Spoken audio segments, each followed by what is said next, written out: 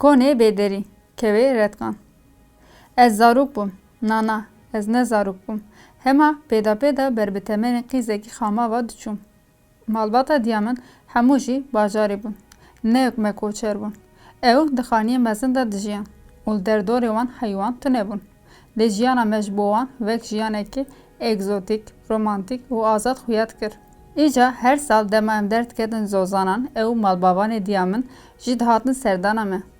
Hemûyan jî digot, ay çi jiyanekî xweş, hewayekî paqij, xwarinên ekolojîk, filan û bêvan. Erê, her xwarin û jiyana me ekolojîk bû. Lê dêtûwere ji me bipirse, ka bibîne, dema her yek ji me awqas çêlek, meh, bizinan çawa didoşin. Çawa şîrê wan cuda dikin penêr, mast û toraq. Ev jiyan ji bo min ne egzotîk bû, karekî mezin bû. Bi şev dema ku em diketin nava ciyan û me serê xwe dida ser belgiyan, pênvedana me jî ew bû. Lê dema ku malbavanê diya me dihatin, wana, penêr, toraq, rûnê nivîşk, hingivê çiya, hêkên teze û nanê germ li ber xwe didît. Ji xwe bi xwe re digotin jiyana herî xweş ev e. Hinek dixwarin, yê mayî jî bi xwe re dibirin. Ew diyariya diya min bû. Qet behsa goşt jî nakim. Goştê hişk, teze û qelî.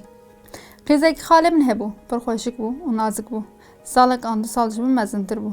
Lê xweşikbûna wê pir bala me dikişand. Min tirkî nizanbû, wê jî kurdî. Lê me bi îşaretan ji hevûdû fehm dikir.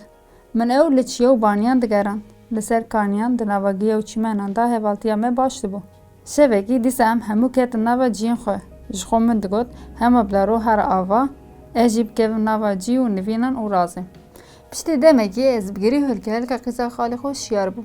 Min nizanbû çi qewimî, lê min dixwest ew dengê xwe bibire û xewa min jî nehermîne. Ji dengê girî û zarîna wê ez nikarbûm razim. Ne tenê ez, hemû malî ser piyanin.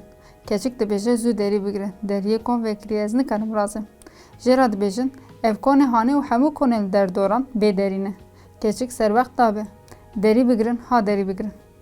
Diya min rabû, hemû lihêfên li ser me rakir û avê ser kon. Nêviyê lihêfan jî ji jêr de daliqan, wek perdeyên herî qalin. Ez li orxanê qalibandî dinêrim û li ser cî û nivînan de wek ku tazîma me. Di dilê xwe de wisa hêrs bûme ku hema wê keçikê bidin berdestê min ez ê wê bigirim, bibim, di nava çêlekan de girê bidim. Qet tiştekî qayîl nabe. Wê dixwaze, wî dixwaze. Dema sibeterê ew bi rê ketin çûn, diya min vekeriye ji min re got.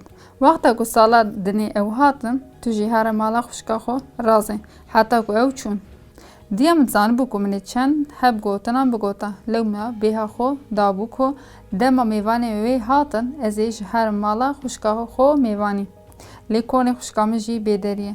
Min got, dayê, wextê mêvanê te hatin, konekî bêderî hazir bike ji wan re. Wê giliyên xwe got ji min re. Lê destê wê negihîşt min. Ji xwe hemû kon bêderî ne.